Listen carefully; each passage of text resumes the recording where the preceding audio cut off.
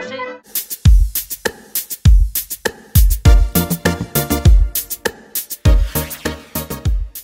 L'endométriose. Non, parce que ma mère demande des conseils à sa voyante. Il y a des moyens bien plus modernes de se faire du mal. Doctissimo. Ça toucherait une femme sur 10 et on sait rien. On a quand même créé une pilule qui permet à des mecs de 84 ans de bander 13 heures de suite, mais on ne sait rien. Rien du tout sur cette maladie qui toucherait une femme sur 10, soit 3 millions de femmes rien qu'en. Bonjour Laurent. Bonjour. Alors, je t'ai découvert dans Pinocchio le musical. J'ai eu un coup de foudre pour toi en tant que comédienne. Merci. Mais c'est vrai, hein, en sortant, j'ai dit c'est qui Je trouve que tu as un personnage truculent. J'ai un bon personnage. Et je t'ai redécouvert dans ton seul en scène de façon peut-être plus intime.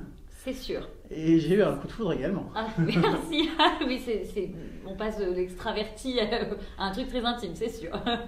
Alors, je voulais que tu me parles de justement ce que tu fais actuellement, 1 sur 10. Alors, je joue cette pièce personnelle sur le sujet de l'endométriose, qui du coup est une maladie féminine qui touche une femme sur 10 et qui commence à faire parler un petit peu, mais comment ça se fait que ça commence, on ne sait pas, parce que finalement c'est une maladie qui va toucher très longtemps. Et pourquoi tout le monde ne sait pas encore ce que c'est, on ne sait pas non plus. Finalement, pourquoi le tabou autour de cette maladie, alors que c'est un nombre énorme. Et donc moi, étant atteinte de cette maladie, je me suis dit, mais je ne comprends pas en fait qu'on en parle un tout petit peu depuis peu de temps. Moi, quand j'ai été diagnostiquée, je ne savais pas ce que c'était, on n'en parlait nulle part. Et petit à petit, c'est sorti tout doucement. Je me suis dit, mais pourquoi aussi doucement? Est-ce qu'on ne peut pas accélérer les choses? Alors, il y a eu des personnalités qui ont pris la parole, qui ont sorti des livres, et c'est génial. Heureusement qu'elles font des choses comme ça. Et puis, moi, je me suis dit, personne ne le fait au théâtre. Moi, c'est tout ce que je sais faire. Donc, on va en parler au théâtre. Voilà, c'est un moyen comme un autre de faire connaître un sujet. Et donc, voilà. Donc, j'essaie de faire connaître cette maladie à travers la scène. Et donc, à travers, on va faire l'humour. Sinon c'est un peu chiant comme sujet, donc je me suis dit allez, on va essayer d'en faire un truc drôle, un truc quand même léger, même si évidemment le sujet est profond. Et je me suis lancée dans ce truc-là et j'ai réussi à trouver une équipe qui m'a suivie, ce qui était un peu le petit miracle de l'année. C'est un peu tabou, oui. Juste c'est une maladie d'ailleurs qu'on appelle la maladie invisible, parce que finalement, voilà, d'apparence tout va bien. Donc et je me dis mais pourquoi un tabou là-dessus? On parle bien du cancer du sein, donc, qui est exclusivement féminin aussi, et les hommes n'ont pas peur d'en parler, donc pourquoi finalement ce tabou-là, je ne sais pas. Sûrement parce que ça touche à cette zone quand même gynéco, donc d'un coup c'est... éventuellement la fertilité quand même un peu. Et voilà, et ça peut toucher à la fertilité. On n'a pas forcément envie, et je pense d'ailleurs même les femmes n'ont pas forcément envie de dire qu'elles souffrent éventuellement. Oui, c'est une vrai. Sur 10. 1 sur 10. Et alors, paraît-il que ce serait quasi 1 sur 7. Parce que comme ça se diagnostique de mieux en mieux, il y a encore beaucoup de progrès à faire, mais ça... Voilà, les médecins commencent à être mieux formés, les échographies sont mieux au point, enfin, il y a des choses quand même qui évoluent. Et donc, comme le problème finalement de cette maladie, c'est surtout le diagnostic, maintenant que ça évolue, ils disent en fait 1 sur 10, on s'est peut-être un peu planté, c'est peut-être 1 sur 7. Donc, on va peut-être voir que je revois mon titre, on verra bien. T'as tes règles, t'as mal, c'est dans la tête. Enfin voilà, et encore aujourd'hui, je pense qu'il y a plein de gens qui ont ça en tête. Oui, tout à fait. Je me suis rendu compte que c'est dans la tête, et c'est ce qui revient le plus. C'est rigolo, bon, c'est pas rigolo qu'on dise ça, mais il y a un spectateur qui m'a attendu un soir à la sortie, un homme en plus. C'est vrai que j'ai quand même un peu plus de femmes dans la salle, et c'est dommage parce que je pense que c'est très intéressant pour les hommes, mais je comprends que ça attire en premier lieu les femmes. Et un homme m'a dit à la sortie, mais vous savez, aujourd'hui ça s'appelle l'endométriose, mais ça avait un nom aussi avant, il y a 25 ans, ça portait un nom. Je dis, ah bon, d'accord, et c'était quoi? Il me dit, ça s'appelait C'est dans votre tête. Et je me suis dit, mais il a tout compris, quoi. Et encore aujourd'hui, il y a des adolescentes qui vont se plaindre d'avoir mal au ventre pendant leurs règles, mais de manière vraiment insoutenable, à être clouées au lit, à ne pas pouvoir aller au collège. Enfin, en plus, à des âges où c'est un petit peu encore nouveau et un peu gênant. Et on leur répond, oui, voilà, prends un space-fond et vas-y comme tout le monde. Oui, ça va, c'est dans la tête. À l'idée d'avoir tes règles, du coup, t'as mal. En fait, pas du tout, il y a vraiment des femmes qui souffrent. Et alors là, on associe l'endométriose beaucoup à ça parce que je crois que c'est le premier symptôme finalement à peu près commun à quasi toutes les femmes. Alors moi, j'en fais pas partie, donc moi, c'est comme ça que j'étais sûre que je l'avais pas au départ. J'ai dit, le mal de règles, je connais pas. Donc non, je suis pas concernée. Ça paraît très intime et très juste et très vrai, tout ce que tu dis. Tu l'as pas écrit, alors comment c'est arrivé cette histoire? Oui, c'est vrai. Alors en fait, je l'ai écrit. J'ai écrit le premier texte. Mais en termes de technique d'écriture, dans l'efficacité des dialogues et tout ça, Voilà, tout n'était pas à prendre. Moi, je suis pas auteur, donc j'avais peut-être trop partie prenante. Il n'y avait pas assez de recul. Et en plus, il y avait besoin de détacher un petit peu, même de la réalité, parce que même si oui, les rebondissements marchaient plutôt bien, parce que ça s'est passé comme ça, il y en a peut-être d'autres qui sont un peu mieux. Et du coup, c'est là où j'ai fait appel à Anthony Michino, qui faisait partie de mes lecteurs pour me faire des retours et m'aider à avancer, qui avait adoré. Et en fait, je lui ai dit, écoute, en fait, j'ai besoin de quelqu'un qui va reprendre l'écriture correctement, parce que là, en l'état, je ne vais pas le jouer. Lui, comme j'adore son travail d'écriture, je trouve qu'il écrit particulièrement bien pour les femmes, ce qui est très rare pour un auteur homme. Je trouve qu'il a ce truc où je pense qu'il fait une femme dans une autre vie, c'est pas possible autrement. C'est pas possible de comprendre aussi bien les femmes en étant un homme, je ne comprends pas. J'ai pensé, hein. Non, parce c'est que vraiment je me suis dit, bluffant. tu es une femme, tu parles d'un sujet pour les femmes, enfin qui concerne principalement les femmes, et tu t'es entourée de 2 garçons. Oui. Un metteur en scène et un auteur. Oui, que des hommes. Et ça fonctionne. Toute mon équipe, à une personne près, la compositrice, qui est une femme, toutes les autres personnes de l'équipe sont des hommes. Donc finalement, je ne sais pas si c'est passé. Même dans la salle, c'est passionnant parce que les femmes éclatent de rire souvent, les hommes sourient. Oui, les hommes c'est plus petit. Oui. On sent que ça concerne vraiment, elles se sentent totalement concernées. D'ailleurs, c'est la première fois samedi soir que j'ai eu un homme pour le coup qui riait plus que toute la salle et je me suis dit, bah alors, mais qu'est-ce qui se passe? Même moi ça m'a perturbée, je me suis dit, mais comment ça se fait que ça fasse autant rire ce monsieur, c'est étrange.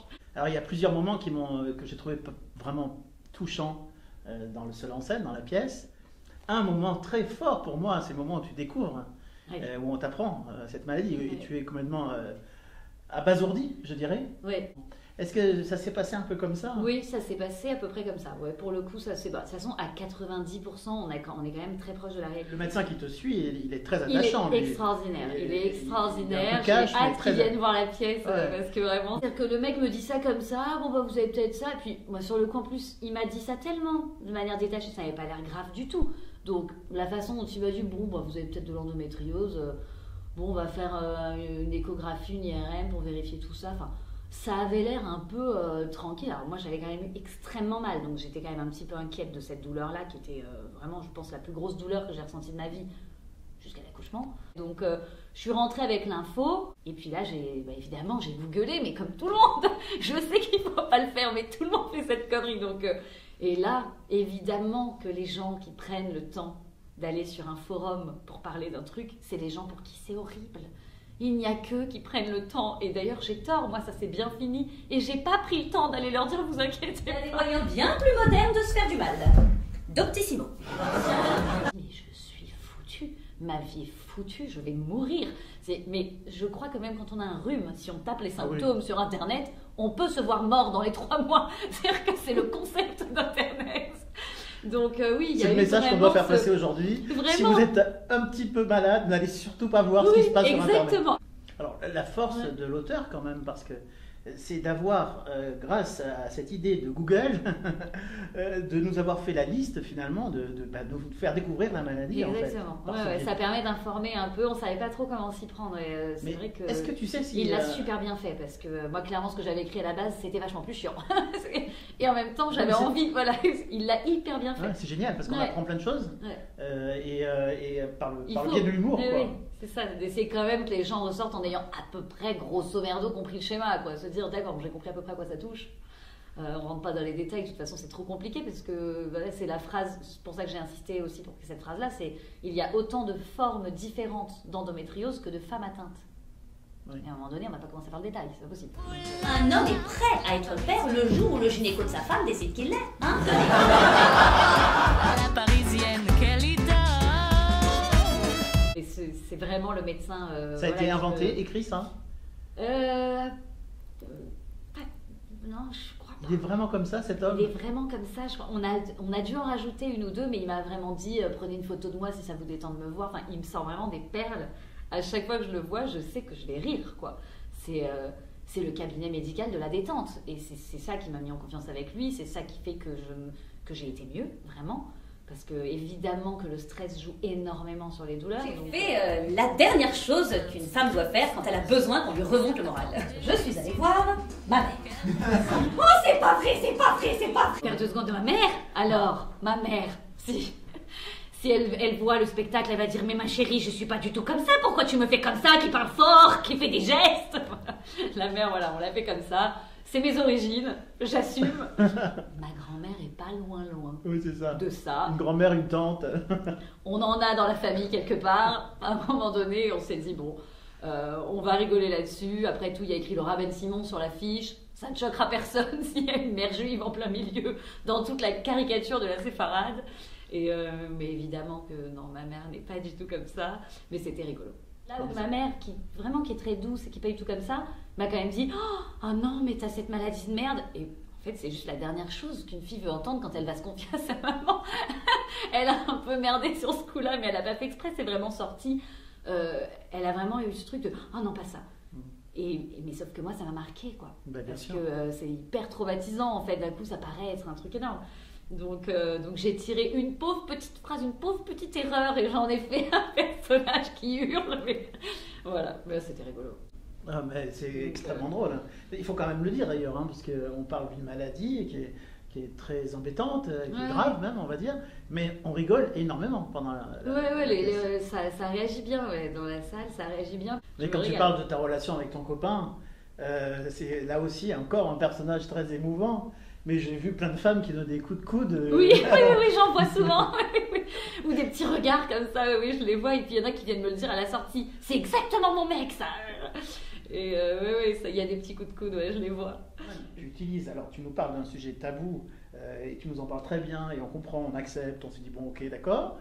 Et puis, on a envie que d'une chose, c'est que tu tombes enceinte. Et quand tu tombes enceinte, alors là, il se passe des choses. D'un coup, c'est le bout de ta vie qui arrive. Et on a envie de dire, bah non, elle est enceinte, alors... Elle n'a pas le droit de se plaindre. Bah oui. C'est une vraie scène qui a vraiment eu lieu. Mon mec dormait vraiment entre deux contractions, alors que moi, j'étais en train d'hurler. Et je me dis, mais comment il fait pour dormir rien qu'avec les cris, en fait? C'est-à-dire qu'en dehors du fait qu'il faut qu'il reste réveillé, ça, tu n'entends pas les cris. Évidemment que la femme qui rêve d'avoir des enfants n'est pas une mère parfaite derrière. Va se plaindre pendant sa grossesse, va se plaindre de ses enfants, va s'en débarrasser des fois pour être tranquille. Je suis comme tout le monde. Et il y a bien sûr des gens qui m'ont déjà fait la réflexion de avec tout ce que tu nous as fait chier, avec tout ce que tu nous as fait chier, avec tout ce que tu les voulais, tes enfants, tu vas pas te plaindre. Si. Oui. Si, parce que je suis comme tout le monde et que des enfants, ça a aussi des mauvais côtés et que je les vois très bien, même si je les voulais très fort. Est-ce que tu sens, parce qu'à la fin de ta pièce, en tout cas le soir où j'étais là, mais je pense que c'est un peu... T'as envie de discuter aussi avec le public, j'ai envie de discuter avec les gens et je les attends toujours à la sortie. Parce que j'ai eu tout de suite après la première, en fait, des messages sur Instagram, justement, avec des témoignages de personnes qui m'ont dit « Mais en fait, j'ai vécu exactement pareil, et ce truc-là, et ce machin-là. » Et ça m'a donné tellement espoir, parce que moi, j'ai pas encore d'enfant, et donc ça m'a tellement rassurée de me dire que ça s'est bien fini. Alors oui, je spoil la fin, hein, tant pis, mais c'est-à-dire que oui, c'est parce que c'est le message, l'espoir aussi. Donc, et ça m'a tellement touchée que je me suis dit « Mais pourquoi elle n'est pas venue me parler à la sortie, j'aurais adoré lui serrer la main et parler dans les yeux, quoi. » Et après, je comprends et je respecte la pudeur, et donc j'invite les gens à soit m'écrire, s'ils préfèrent ce format-là, soit venir me parler parce que je suis là, en fait. Et du coup, j'échange tous les soirs avec les spectateurs, et j'ai le luxe de pouvoir le faire parce qu'il n'y a personne qui joue après moi. Donc, j'adore. C'est hyper précieux. Ils me racontent leurs histoires, ils me posent des questions, ils veulent en savoir plus, ils veulent savoir ce qui est vrai, ce qui est faux. Ils veulent avoir le nom de mon médecin. Et puis j'ai des femmes qui m'ont donné des plantes, des noms de trucs. Elles ont pris une feuille, elles m'ont noté. Ça m'a vachement apaisé. Il faut que vous essayiez ce truc-là. Donc j'ai plein de tips maintenant qu'on m'a donné. C'est génial. Donc il y a un vrai échange en fait. Puis même les hommes qui n'ont rien à voir et qui me disent mais j'ai appris plein de trucs. Et vrai, c'est hyper agréable.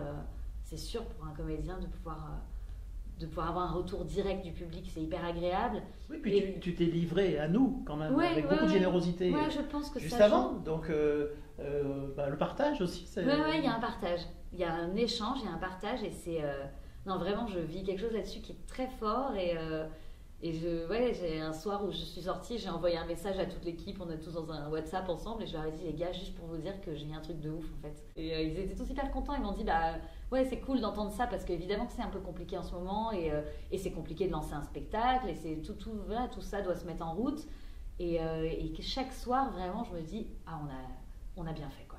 On a bien fait de le faire. Pour résumer, tu es une femme qui souffre d'une maladie qui est quand même compliquée, complexe, Mais tu es aussi une femme qui est maman. Oui. Bah, ça finit bien tout ça quand même. Ouais, ça finit bien. Alors, c'est pas fini. Non. Mais là où j'en suis, oui. Là, ton premier objectif est atteint. Le premier objectif est atteint. J'ai eu un deuxième enfant, qui était mon deuxième objectif. Malgré tout ce que les gens peuvent penser pendant la pièce, il y a quand même ce moment où le petit copain revient. Il y a souvent des « Oh non !» Du coup, ils s'en veulent plus parce qu'il a eu peur de s'engager. Donc les gens n'en veulent plus. Et bah si, il est toujours là et on va se marier et tout va très bien. Voilà, il a fallu lui aussi qu'il surmonte tout ça et c'est compliqué pour un homme aussi de surmonter tout ça. Et non, aujourd'hui, oui, je suis dans une situation où ça va. Après, je ne suis pas débarrassée de la maladie. J'ai des nouvelles zones atteintes depuis peu. Bon, bah voilà, je continue à me dépatouiller avec tout ça, mais j'ai quand même moins de stress et j'ai accepté. Je crois qu'il y a une partie du travail qui consiste à accepter de vivre avec la maladie, de se dire, ok, j'ai une coloc pendant encore au moins 20 piges, facile. Donc, on l'accepte parce que je pense qu'à force de rejeter un truc qui ne va pas s'en aller, on crée un problème en fait. Mais je suis en paix, on va dire, pas à 100%, mais globalement, je me sens quand même en paix maintenant avec ça. Non, mais... Qu'on soit bien clair, hein, je suis en paix, mais je veux bien que ça s'en aille. Hein, mais... Non, moi j'ai envie de dire que Laura et les garçons, hein, puisque oui, vraiment. je suis entouré de garçons. Non, mais tu tiens quelque chose de vraiment juste, vraiment important, et tu le fais avec tant de générosité et tellement d'humour. C'est fabuleux. C'est un grand moment en vérité, ce seul en scène. Merci. C'est un petit bijou. Merci. C'est le moment où les gens commencent à en parler. Oui, il faut surfer dessus, il faut en parler, ouais. Bien sûr. Il y a une porte qui s'ouvre, allons-y, ouvrons-la grande en fait. Ouais, je suis d'accord avec ça. Voilà. Merci beaucoup Laura. Merci à toi. Et j'ai passé un moment merveilleux avec toi, comme sur scène. Ah, merci. Merci beaucoup en tout cas. À bientôt. À bientôt.